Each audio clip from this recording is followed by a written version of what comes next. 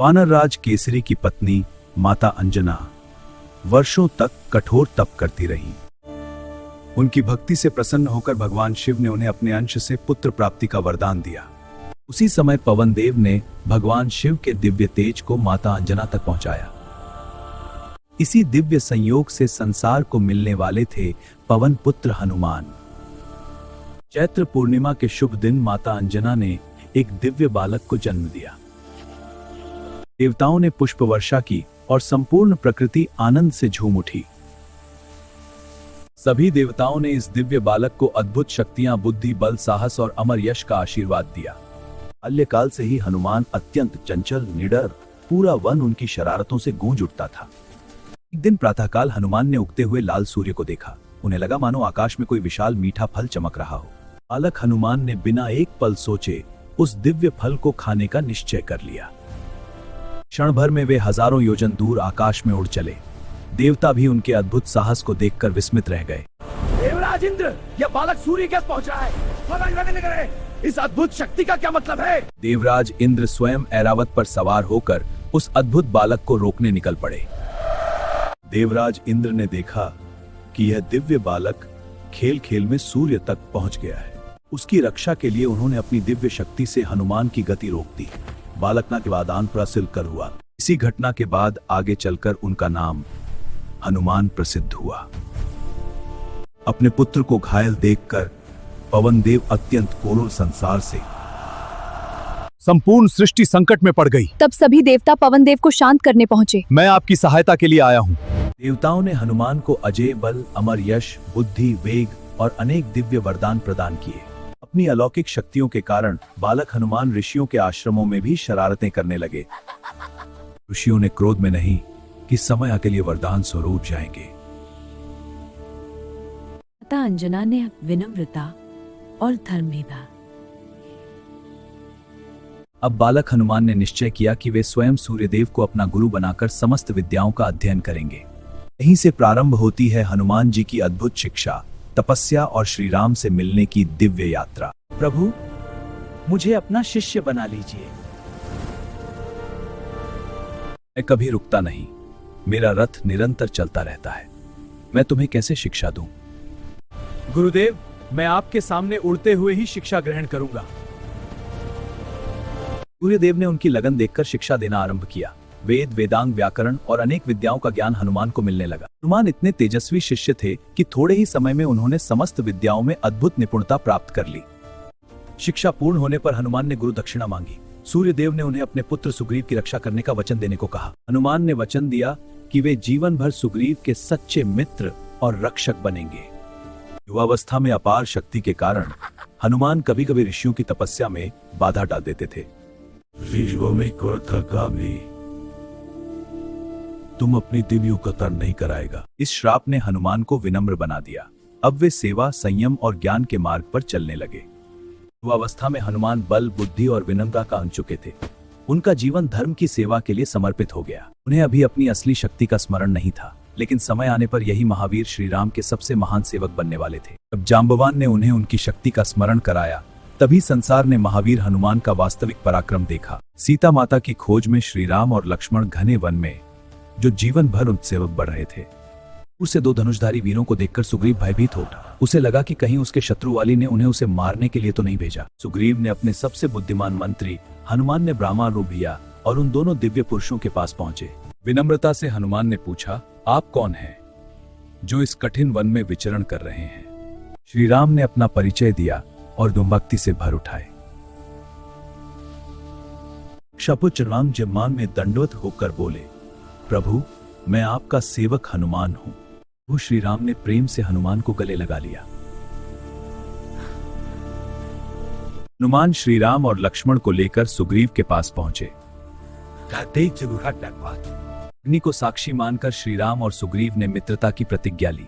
दोनों ने एक दूसरे की सहायता करने का वचन दिया। सुग्रीव ने बताया कि उसके बड़े भाई वाली ने उसका राज्य छीन लिया, तब से वह अधिकार में ले लिया। सुग्रीव ने वे आभूषण श्री राम को सौंपे जिन्हें माता सीता ने रावण द्वारा ले जाए जाते समय नीचे गिराया था। मैं तुम्हारा राज्य अवश्य लौटाऊंगा और माता सीता को भी खोज निकालूंगा। अब समय आ गया था अन्याय के अंत का।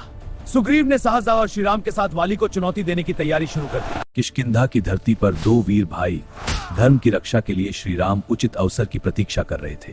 से ही समय आया, श्रीराम का दिव्य बाण वज्र की तरह निकला और वाली को आ लगा। वाली के बाद सुग्रीव किष्किंधा के राजा बने और श्रीराम से अपनी मित्रता निभाने का संकल्प लिया। सुग्रीव ने चारों दिशाओं में खोज दल भेजे। दक्षिण दिशा का नेतृत्व हनुमान, जांबवान और अंगद को मिला। श्रीराम ने अपनी मुद्रिका हनुमान को देते हुए कहा, इसे देखकर सीता माता पहचान जाएंगी कि तुम मेरे दूत हो। विशाल समुद्र को देखकर पूरी वानर सेना चिंतित हो गई। कौन इस अथाह जलराशि को पार करेगा? तब जांबवान ने हनुमान को उनकी दिव्य से कसता है। हनुमान ने अपना विराट रूप धारण किया, पर्वत कांपने लगा। जय श्री राम का घोष करते हुए हनुमान ने महासागर पर अद्भुत छलांग लगा दी। समुद्र ने मैनाक पर्वत को हनुमान की सेवा के लिए भेजा, लेकिन प्रभु कार्य को सर्वोपरि मानकर वे आगे बढ़ गए। सुरसा ने उनकी परीक्षा ली, पर बुद्धिमान हनुमान ने विनम्रता और चतुराई से परीक्षा उत्तीर्ण कर ली। मार्ग में सिंहिका ने उनकी छाया पकड़ ली, लेकिन हनुमान ने बाधा दूर कर अपनी यात्रा जारी रखी। आखिरकार हनुमान की दृष्टि स्वर्णमयी लंका पर पड़ी, जो अद्भुत वैभव से चमक रही थी। लंका के द्वार पर लंकिनी ने उन्हें रोका, लेकिन हनुमान ने उसे परास्त कर प्रवेश किया। हनुमान ने सूक्ष्म रूप धारण किया और बिना किसी को पता चले लंका में प्रवेश कर गए। अनेक स्थानों की खोज के बाद हनुमान अशोक वाटिका पहुंचे, जहां उन्हें आशा की एक किरण दिखाई दी। अशोक वाटिका में हनुमान ने पहली बार माता सीता के दर्शन किए। हनुमान जी का कार्य पूरा हो चुका था, लेकिन वे बिना रावण को चेतावनी दिए लौटना नहीं चाहते थे। क्षण भर में पवन पुत्र ने अपना विराट रूप धारण किया और पूरी अशोक वाटिका हिल उठी। रावण के सैनिक चारों ओर से टूट पड़े, लेकिन हनुमान जी के सामने कोई टिक न सका। रावण ने अपने वीर योद्धा जम्बूमाली को भेजा, परंतु वह भी हनुमान जी के एक ही प्रहार में धराशायी हो गया। रावण के 5 महाबली सेनापति आए, किंतु उनका भी अंत निश्चित था। तुम्हारी युक्त सामने टिके। अब स्वयं मेघनाद युद्ध भूमि में उतरा। वह केवल बलवान ही नहीं, दिव्य अस्त्रों का महान ज्ञाता भी था। हनुमान जी ब्रह्मास्त्र को निष्फल कर सकते थे, लेकिन ब्रह्मा जी के सम्मान में उन्होंने स्वयं को बंद जाने दिया। बंधन में होने पर भी हनुमान जी के चेहरे पर भय नहीं था।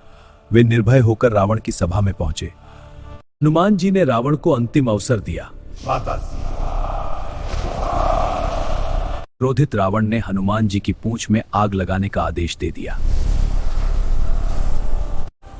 क्षण भर में हनुमान जी ने पूरी स्वर्णमयी लंका को अग्नि की लपटों में घेर दिया। लंका जल रही थी, लेकिन हनुमान जी ने पहले यह सुनिश्चित किया कि माता सीता पूर्णतः सुरक्षित हैं। समुद्र में अपनी पूंछ की अग्नि शांत कर माता सीता का संदेश श्री राम की ओर उड़ चले। अब लंका विजय का मार्ग प्रशस्त हो चुका था। लंका की धरती पर धर्म और कान का दूसरी ओर रावण की विशाल ग्राम भाता था। रावण ने अपने विशालकाय भाई कुंभकर्ण को युद्ध भूमि में उतारा। मेघनाद ने अपनी दिव्य मायाओं और अस्त्रों से युद्ध भूमि को भयावह बना दिया। मेघनाद के शाही मुद्दे थे। श्री राम का हृदय व्याकुल हो उठा। वैद्य सुषेण ने बताया, केवल हिमालय की द्रोणगिरी पर्वत पर उगने वाली संजीवनी बूटी ही लक्ष्मण के प्राण बचा सकती है। पवन पुत्र हनुमान। प्रभु श्री राम का आदेश पाते ही पवन पुत्र हनुमान बिजली की गति से हिमालय की ओर उड़ चले। द्रोणगिरी पर्वत पर पहुंचकर हनुमान संजीवनी बूटी पहचान न सके। समय तेजी से बीत रहा था। समय नष्ट किए बिना हनुमान ने पूरा पर्वत ही उठा लिया और आकाश में उड़ चले। संजीवनी के प्रभाव से लक्ष्मण ने पुनः नेत्र खोले। संपूर्ण सेना में आनंद की लहर दौड़ गई। अंततः श्री राम के दिव्य ब्रह्मास्त्र से रावण का अंत हुआ। अधर्म पर धर्म की विजय हुई। विजय के बाद श्री राम और माता सीता का पुनर्मिलन हुआ। संपूर्ण देवलोक प्रसन्न हो उठा। पुष्पक विमान से श्री राम, माता सीता, लक्ष्मण और हनुमान अयोध्या लौटे। श्री राम के राज्याभिषेक के साथ राम राज्य की स्थापना हुई, जहां न्याय, धर्म और सुख का साम्राज्य था। राज्याभिषेक के बाद भी हनुमान ने कभी कोई पुरस्कार नहीं मांगा। उनके लिए प्रभु की सेवा ही सबसे बड़ा सम्मान थी। समय बदला, त्रेता युग समाप्त हुआ और द्वापर युग में महाभारत का काल आया। वन में भीम का सामना एक वृद्ध वानर से हुआ। वही थे स्वयं महाबली हनुमान। कुरुक्षेत्र युद्ध में हनुमान अर्जुन के रथ की ध्वजा पर विराजमान हुए और पांडवों की रक्षा की। श्री राम के वरदान से हनुमान आज भी चिरंजीवी हैं और जहां भी श्री राम का नाम लिया जाता है वहां उनकी दिव्य उपस्थिति मानी जाती है। हनुमान केवल बल के प्रतीक नहीं, बल्कि विनम्रता, निस्वार्थ सेवा। युग बदलते रहेंगे, लेकिन श्री राम के परम भक्त हनुमान सदैव धर्म की रक्षा और भक्तों के कल्याण के लिए विद्यमान रहेंगे। अगर आप भी मानते हैं कि हनुमान जी आज भी अपने भक्तों की रक्षा करते हैं, तो